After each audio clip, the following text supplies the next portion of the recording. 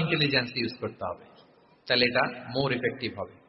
মানে আপনি মানুষের আবেগ অনুভূতি নাড়িয়ে দিয়ে যদি দাওয়া দিতে পারেন, এটা তার শুদ্ধাচারের জন্য অনেক কাজে দেবে। ইমোশনাল ইন্টেলিজেন্স মানে তার আবেগ, ইমোশনকে আপনি ট্রিগার আপ করবেন, ওইটাতে আপনি টাচ করবেন, তাহলে দেখবেন যে সে একেবারে কাবু হয়ে গেছে।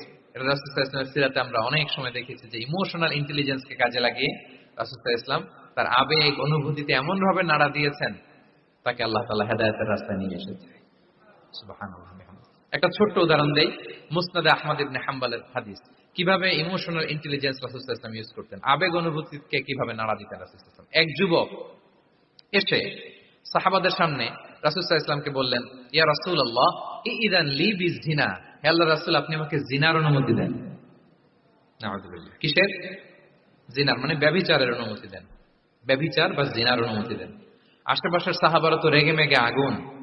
فأقبل القوم عليه فزجروه, সবাই তাকে দৌড়ে ধরতে গেল আর ধমকাতে লাগলো, ছি ছি ছি, মা মা, আমরা যেটা বাংলায় বলি ছি ছি, আরবিতে ওনারা কি বলে? মা মা, ছি ছি, কি বলো তুমি?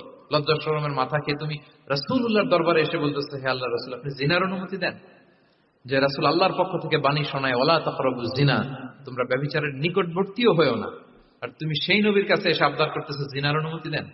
তারা যখন তেরে আসলো এই যুবকের দিকে, রাসূল সাল্লাল্লাহু আলাইহি ওয়াসাল্লাম তাদেরকে থামালেন, বললেন যে তোমরা থামো, যুবককে ডেকে আনো আমার কাছে। যুবককে নিয়ে আসা হলো, রাসূল সাল্লাল্লাহু আলাইহি ওয়াসাল্লাম তাকে পরম আদরে কাছে টেনে নিলেন। এবার তাকে জিজ্ঞেস করলেন, তুমি জিনার অনুমতি চাও না? বলে যে ইয়া রাসূলুল্লাহ জি, জিনার অনুমতি চাই। তখন রাসূল সাল্লাল্লাহু আলাইহি ওয়াসাল্লাম বললেন, তুমি আমাকে উত্তর দাও তো, তুমি বলো তো যে আতুহিব্বুহু লি উম্মিক, তুমি কি পছন্দ করবে যে কোনো পরপুরুষ তোমার মায়ের সাথে এই জিনাটা করুক? তোমার এটা ভালো লাগবে? সে বলে লা ইয়া রাসূলুল্লাহ, না কখনো না, আমার মায়ের সাথে কেউ এই পাপাচারে লিপ্ত হবে, এটা কোনো মানুষ মেনে নিবে না। আমি কেন, কেউ মেনে নিবে না। তারপর রাসূল সাল্লাল্লাহু আলাইহি ওয়াসাল্লাম তাকে বললেন, আতুহিব্বুহু লিবনাতিক, তুমি তোমার কলিজার টুকরা সন্তান, কন্যা সন্তানের সাথে, তোমার কন্যার সাথে কেউ এই পাপ কাজটা করুক, এটা তুমি মেনে নিবে? এটা তুমি পছন্দ করো?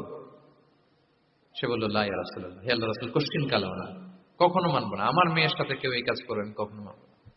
রাসূল সাল্লাল্লাহু আলাইহি ওয়াসাল্লাম আবার তাকে প্রশ্নবাণে জর্জরিত করতে লাগলেন, আবার বললেন আতুহিব্বুহু লি উখতিক, তুমি কি তোমার প্রিয় বোনের সাথে কেউ এটা করুক, এই পাপাচারে লিপ্ত হোক, জিনা করুক, পছন্দ করবে? তোমার বোনকে কেউ এরকম করবে, অপমান করবে, এটা চাইবে তুমি?